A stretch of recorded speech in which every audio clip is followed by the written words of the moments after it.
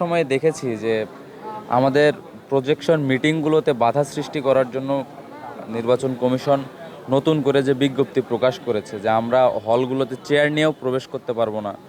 Projection মিটিংয়ে sound সিস্টেমও নিয়ে যেতে পারবো না, এরপর প্রজেক্টরও নিয়ে যেতে পারবো না। তো একদম শেষ মুহূর্তে এসে আসলে বলা যেতে পারে যে শুধুমাত্র কিন্তু আমাদের জন্যই তারা নতুন করে একটা বিজ্ঞপ্তি দিয়েছে।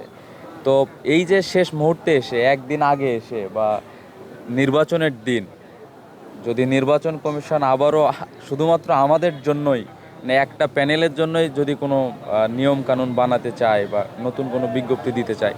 সেটা হতাশাজনক হবে। নির্বাচন কমিশনের প্রতি আমাদের যেটা আহ্বান থাকবে যে আপনারা সে যে প্যানেলেরই হোক না কেন, হোক না স্বতন্ত্র, প্রত্যেকের জন্য আপনারা নিরপেক্ষ দৃষ্টিভঙ্গি রাখবেন এবং আপনাদের ব্যবস্থাগুলো যাতে প্রত্যেকের জন্য সমান হয়